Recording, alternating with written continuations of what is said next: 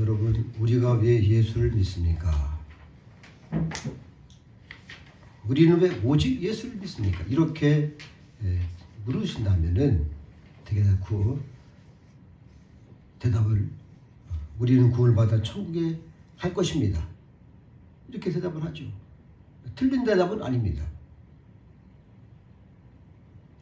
오늘 성경의 본문에 또 보면은 한 제자가 묻습니다. 예수님께 물었어요. 몇 명이나 구원을 얻겠습니까? 이렇게 물어봤어요. 이때 예수님께서 말씀을 하시는데 뭐 몇 퍼센트다 아니면은 몇 명이다 이렇게 하지 않으시고 좁은 문으로 들어가라. 또 좁은 길로 가라 이렇게 말씀을 하셨어요. 좁은 문과 좁은 길, 그것을 무엇을 의미하는 것이겠습니까? 사람 만나 예수 믿는 사람은 아주 적습니다. 성공의 최대의 적은 안일주의죠. 안일, 무사태평. 그래서 어떻게 성공을 하시겠습니까? 행복의 적은 요행을 바라는 사행심이고, 또 우리가 신앙의 적은 제가 좀 적어봤는데 우유부단과 불순종과 나태함입니다. 진실의 적은 의선과 허영입니다. 허영과 의선이 있는 동안 진실할 수가 없습니다. 나태함과 거룩함이 없는 경건의 모습으로 참신앙을 가질 수가 없는 것이죠. 예수를 따르는 갈릴 사람들, 그들은 병고침을 얻기 위해서, 기적을 보기 위해서 예수님을 따랐습니다.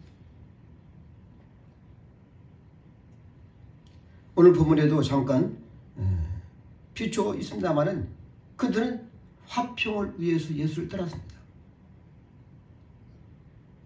많은 세월 동안 어려움을 당했죠. 지금은 로마에 속국으로 있습니다. 그러니까 화평을 바라봤다는 거예요. 원래 화평의 원문의 뜻은 샬롬입니다. 레인이나 평화죠. 그들은 항상 히브리 사람들 만나든지 언제든지 샬롬 이렇게 인사를 합니다. 이 샬롬이라는 속에는 여러 가지 뜻이 있는데 우선 마음의 평안이 샬롬입니다. 또 이웃과의 관계가 화평스럽게 되었을 때가 샬롬. 네. 또 하나님과의 관계가 바로 회복돼서 정말 아름다운 관계를 하나님과의 관계에 있다 하면 그것이 화평이라고 샬롬이라고 합니다. 나아가서는 건강과 번영 또한 물질적인 축복이나 만족스러운 그런 삶, 꼭 정신과 물질을 합쳐서 샬롬이라고 부릅니다. 그래서 그들은 만나나 언제나 샬롬 이렇게 해요. 저도 이 카톡을 쓸 때 샬롬 이렇게 제가 부릅니다.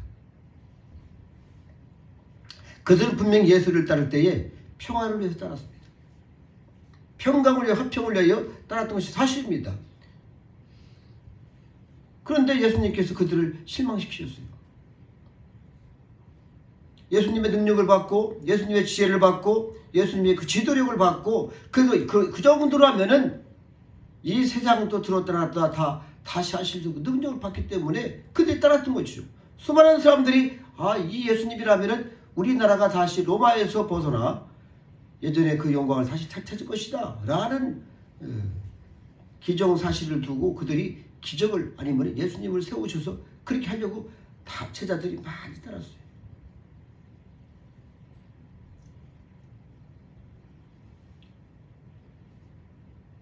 그들은 화평을 바랬지만은 예수님께서는 어려운 조건을 제시를 한 거예요. 오늘 본문이 그런 말씀입니다. 여러분, 십자가는 갈릴리 사람들에게 아주 익숙한 그런 이 단어이고 사건이 있습니다. 요세푸스라는 그 역사가의 책에 우리가 기록을 보면은 당대에 가장 큰 사건이 있었어요. 이 유다라는 사람이 많은 사람들을 모집해서 로마 제국에 대항해서 반역을 했습니다. 그러다 보니까 로마의 마리우스라는 그 로마 장군이 많은 군사를 이끌고 와서 2,000명이나 되는 사람들을 십자가에 쫙 못 박아서 죽인 거예요.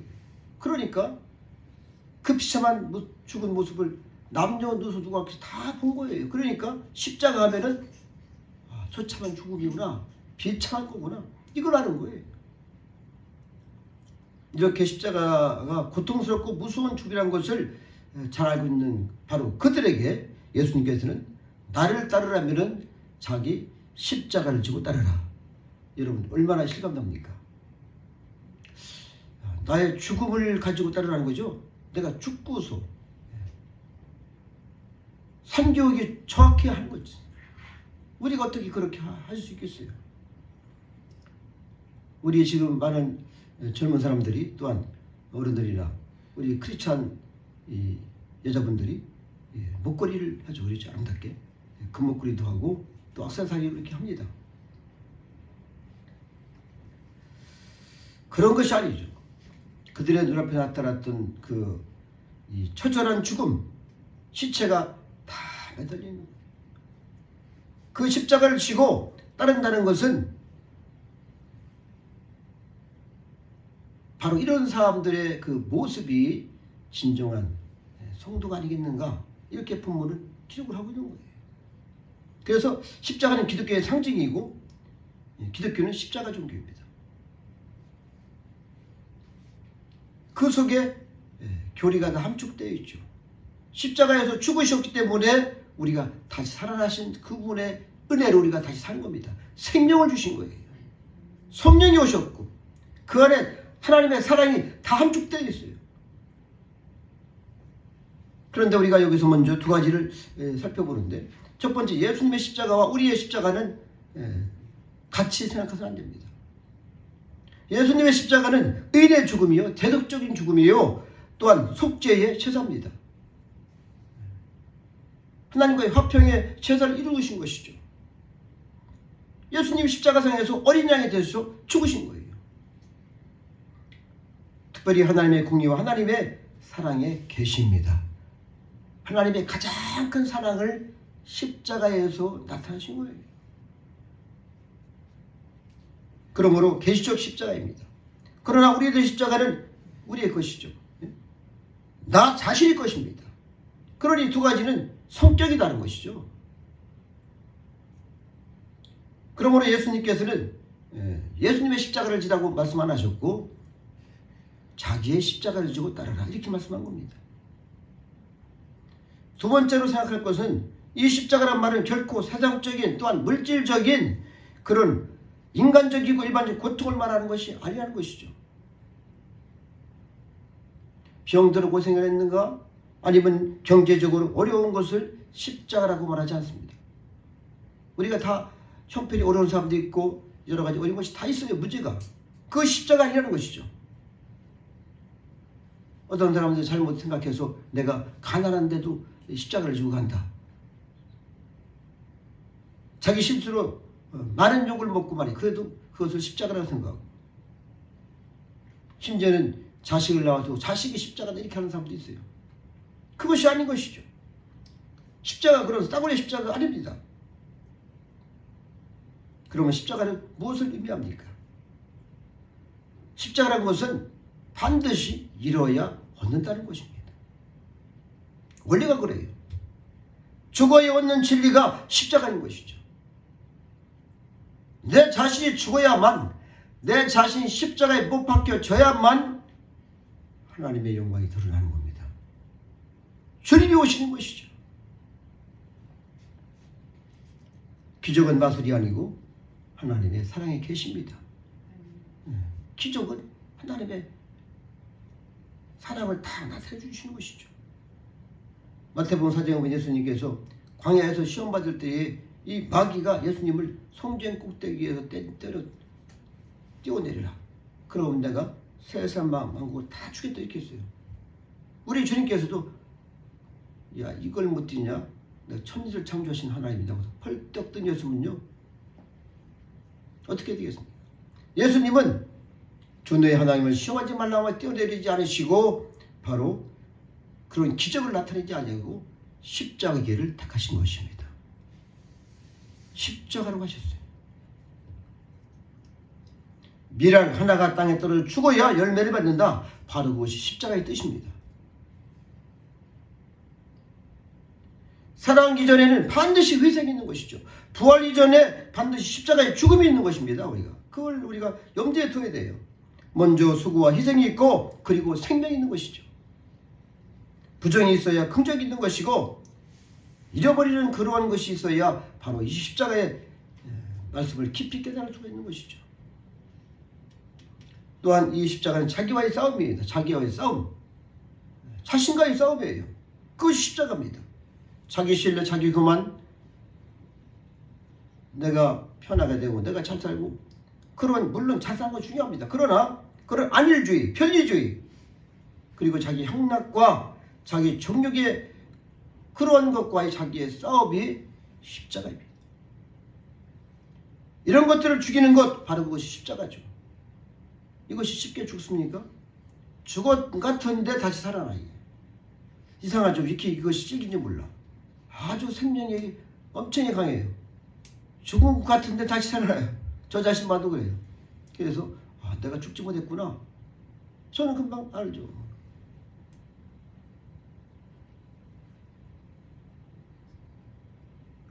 여러분 사랑한다고 해도 사랑에 문제가 많죠. 자기 사랑이 앞서면 사랑할 수가 없는 거예요. 자신을 사랑하면서 남을 사랑한다? 있을 수가 없어요. 우리 하나님께서는 반드시 이웃을 사랑을 하겠죠. 그죠? 십계명에. 그런데 자식을 사랑한다면 때로는 사랑이 부도가 나요. 왜냐하면 자신이 사랑이 앞섰기 때문에 그래요. 자식까지도 사랑하지 못합니다. 그러니까 늘상 우리는 부도를 잘 내요. 되게 부족합니다. 우리가. 나를 위해서 자식을 사랑하기 때문에 때로는 남편을 때로는 아내를 상대방만 사랑하면요 그런 법에는 부도가 없어. 그러나 나만 사랑하면은 이건 부도가 나는 거예요. 나부터 생각하면은 그건 부도요 벌써. 참 사랑을 하려면 자기 사랑을 먼저 버려야 하는 것이죠. 얻기의 소리는 잃어버려야 실제로 이웃을 사랑할 수 있고 더 나아가서 하나님을 사랑할 수 있는 것입니다. 여러분 예수를 따르려면 나의 모든 것 다 십자가의 추고의 지하 말이 예수를 따를 수가 있는 것이죠. 누가복음 14장 26절 말씀. 오늘도 본문과 똑같은 내용의 말씀입니다. 오늘 본문에는 아비나 어머니를 나보다도 사랑한 자는 합당치 않다 이렇게 말씀하셨어요. 누가복음 14장에는 아비나 형제나 자매나 혹은 자기 목숨까지 미워해야 나를 사랑할 수 있다 이렇게 말씀을 하고 있습니다. 여러분 이것을 어떤 사람들이 교묘하게 그 해석을 있어요. 그것이 주석에 보면은 덜 사랑한다 이렇게 주석도 되어 있는 것도 있는데 그것이 아닌 것이죠. 어느 결정적인 순간에는 완전히 자신까지 미워해야만이 죽어져야만이 그 길을 갈 수가 있는 것이죠.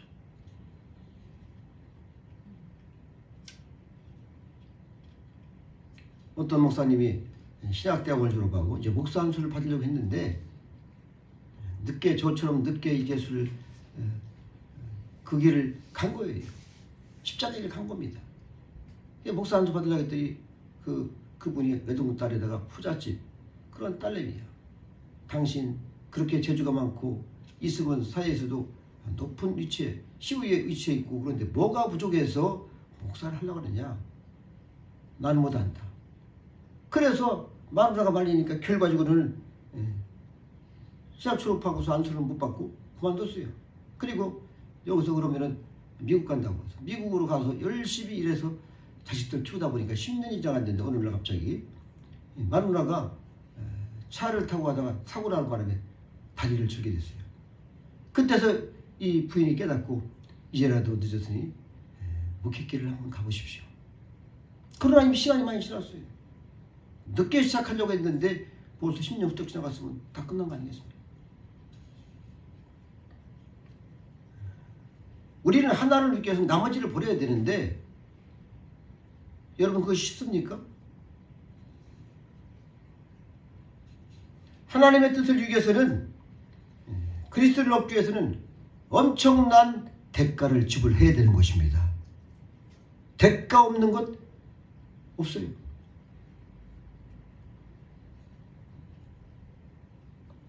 여러분, 일제시대에 한 목사님이, 저는 우리나라 목사님들이 95%가 신사 참배를 했어요. 그런 걸 한번 읽어봤는데, 자식들 때문에, 마누라 때문에 할 수 없이 신사 참배를 한 거예요. 여러분, 버려야 사는 것이죠. 제대로 하려면 버릴 것이 아주 많습니다. 우리가 봐도. 그러니까 제대로 우리가 정말 신앙생활을 하려면은 우리가 버릴 것이 너무나 많아요. 정말 이웃을 사랑하고 싶습니까? 정말 하나님을 사랑하고 싶습니까? 문제는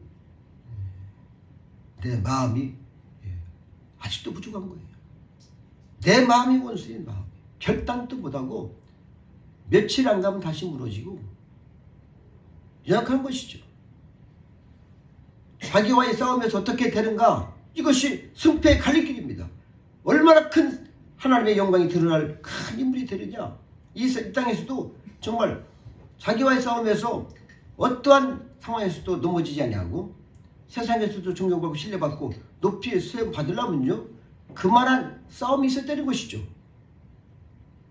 그래서 십자가는 죽음을 의미하는 것입니다. 내가 이 희생을 하면 그 다음 보상이 무엇입니까? 보상을 바라보는 것이 아니라, 죽었는데 무슨 보상을 바랍니까?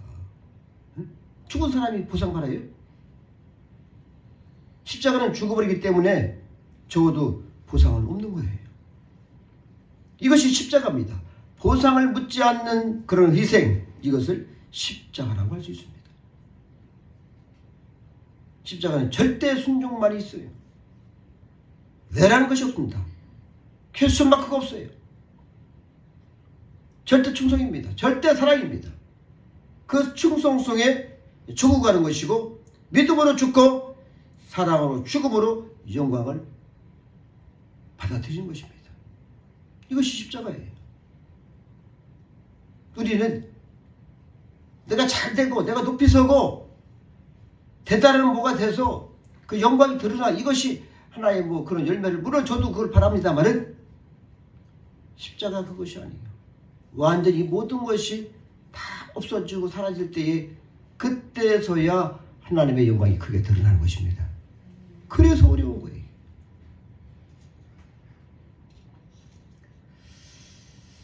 여수 순천 반란 사건 때 제가 예전에도 한번 이 예화를 들었는데, 목사님이 신방 갔다 오다가 공비들한테 잡혔어요.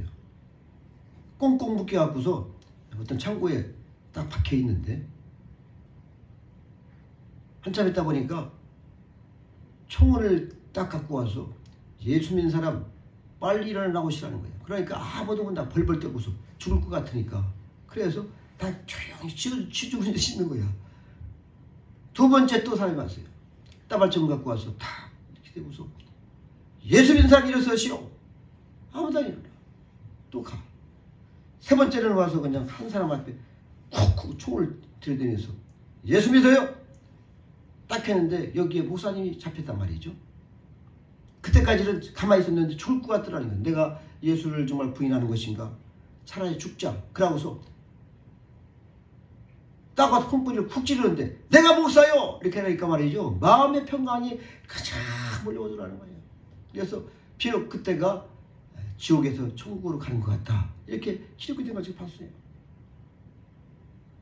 여러분, 그때의 그를 빨리 나오시오. 따로 나오라고. 그래서 따로 나와서 죽을 줄 알았더니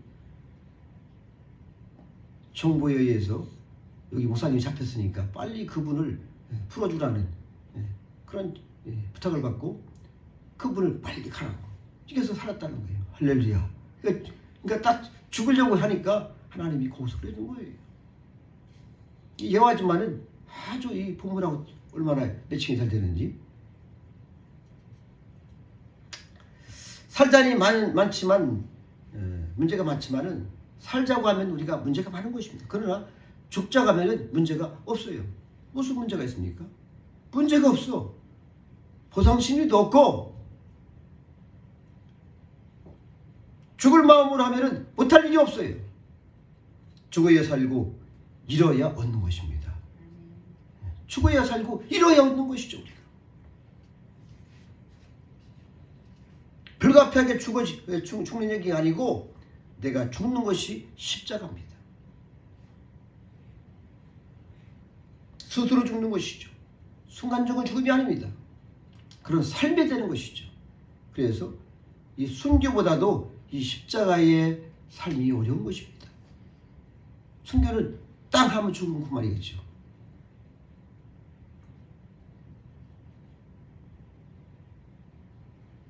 우리가 희생을 하고 어떠한 모든 것을 다 한다 하더라도 우리는 자기 십자가를 지고 따라가는 것이죠. 이것이 거룩한 것이고 마침내 우리는 바라지 않지만 어느 순간에 거기에 하나님의 부활의 능력이 나타나는 것입니다. 하나님의 생명력이 나타나는 거예요. 그리고 영광의 기적이 따르는 것이고 이것이 하나님이 바라시는 우리한테 바라는 생활이죠. 자기 목숨을 얻는 자는 잃을 것이요 나를 위하여 자기 목숨을 잃는 자는 얻으리라. 오늘 본문의 기도에 됐어요. 우리가 다시 한번 우리 주께서 말씀하시는 무엇인지를 잘 깨달아서 자신을 첫째의 십자가에 못 박고 오직 주님을 따라가며 남아서 승리하는 거룩한 삶이 되시기를 바라겠습니다.